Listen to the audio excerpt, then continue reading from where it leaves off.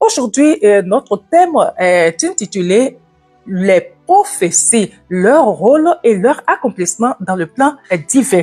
Bonjour et bienvenue sur Pain Divin, bienvenue sur votre plateforme de méditation quotidienne. Est-ce que vous êtes nouveau? Si oui, abonnez-vous parce que ici, notre objectif est de vous aider à grandir spirituellement ou d'aider les uns et les autres à pouvoir méditer. Nous méditons tous les jours de 5h à 6h. Alors, si vous ne voulez pas méditer tout seul, alors, et que vous avez la connexion chez vous, bien entendu, rejoignez-nous tous les jours de 5h à 6h. On fait bref, on fait court. Allez, on va parler des prophéties aujourd'hui et demain par la grâce de Dieu. Donc aujourd'hui, ça va être la première partie. S'il vous plaît, tapotez, je vous en supplie, ici, c'est pas la télé. D'accord? Tapotez. Alors, bonjour aussi aux achets, les achets qui sont tout le temps derrière, qui suivent tout le temps, pas derrière, qui sont tout le temps là, qui n'entrent jamais dans les lèvres. Je vous salue au passage. L'essentiel est que vous soyez là pour écouter. Et ça, c'est notre satisfaction. Donc, vous qui venez dans les lèvres, ne regardez pas le nombre que vous faites, hein. D'ailleurs, ils sont très nombreux à nous écouter au quotidien. Alors, je dis qu'aujourd'hui, on va parler des prophéties. Je l'ai déjà annoncé, d'accord? Donc, les prophéties, vous devez savoir que elles occupent une place centrale dans la Bible. Oui, les prophéties sont bibliques. La prophétie fait partie des 5 ministères cités par Paul. Là, je vais vous lire un verset qui est tiré du livre d'Éphésiens. Éphésiens, le chapitre 4, verset 11. Éphésiens 4, 11, qui dit exactement ce que je vais lire. Et il a donné les uns comme apôtres, les autres comme prophètes, les autres comme évangélistes, les autres comme pasteurs et docteurs. C'est bien de lire aussi la suite, hein, pour le perfectionnement des saints en vue de l'œuvre du ministère et de l'édification du corps du Christ. Vous aurez dû voir, hein, et comprendre que j'ai ajouté le verset 12 en note du coup.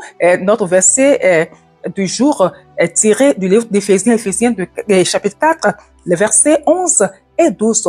Donc, on vient de voir, hein, que la prophétie fait partie, d'accord, des ministères. Et pourquoi ces ministères? C'est pour l'édification des saints. Dieu a mis ces ministères en place pour que ensemble on puisse faire avancer le peuple de Dieu. C'est pour que son peuple puisse bénéficier de ces choses-là, hein, de chaque domaine ici cité. Alors, on voit que elle relève les prophéties de la volonté de Dieu. D'accord? Elles annoncent les événements futurs. Les prophéties servent de guide pour le peuple de Dieu. Une prophétie authentique, oui, je dis authentique parce que les fausses prophéties, il y en a et ça, on va en parler demain, d'accord? Donc, une prophétie authentique est une parole inspirée par Dieu. Puisque c'est lui qui a créé son ministère, il a fait des prophètes, c'est pour leur donner des prophéties. Donc, les prophéties authentiques sont inspirées de Dieu, sont inspirées par Dieu, d'accord? Transmises par un prophète, ok? Donc, ce thème nous permettra de comprendre leur importance dans l'histoire biblique et contemporaine. Qu'est-ce que la prophétie? Définition et nature de la prophétie, d'accord? Une prophétie est une déclaration inspirée, souvent révélée à travers un prophète pour communiquer un message divin. Je l'ai déjà dit. Elle peut être de 3 types. La prophétie peut être de 3 types. Le premier type, c'est qu'elle annonce des jugements.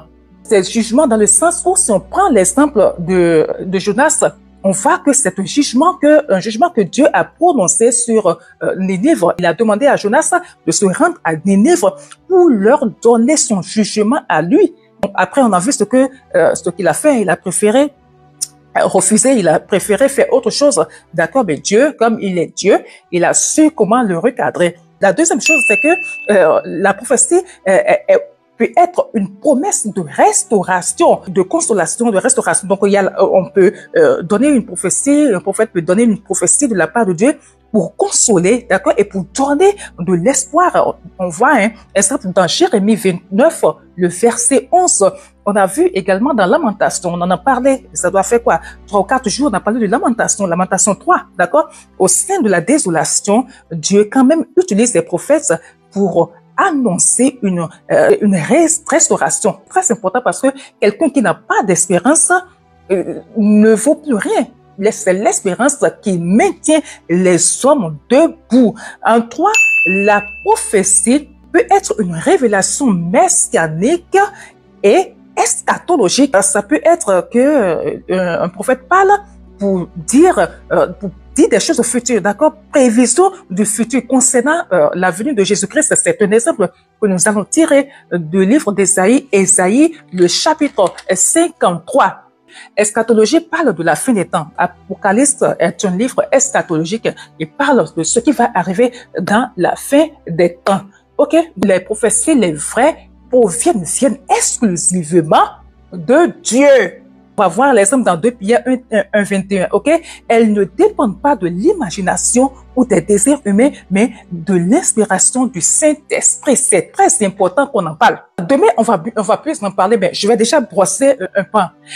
Les vraies prophéties, elles ont 3 rôles, on a dit. Le premier rôle, c'est que Dieu annonce un jugement.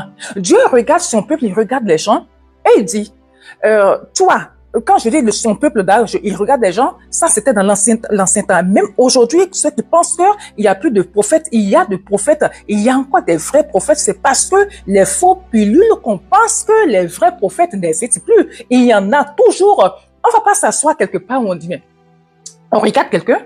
Ce que nous constatons, c'est que vous êtes dans une communauté et il y a quelqu'un qui veut vous faire faire quelque chose, d'accord? Et on dit qu'il est prophète et tout.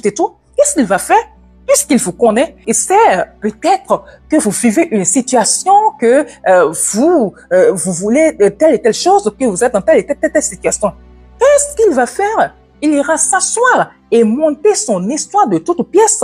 Il viendra vous dire, je vois l'Éternel, ainsi parle l'Éternel. Il va vous parler avec un ton solennel et tout, et que c'est Dieu qui le lui a dit, et que c'est une prophétie qu'il a reçue de Dieu pour vous, pour votre personne.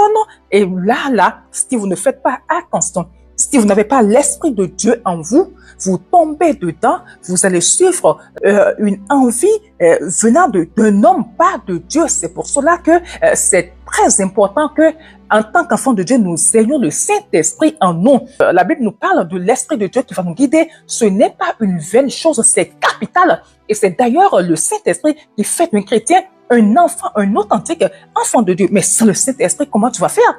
Tu ne peux pas discerner. Tu vas être dans le flou.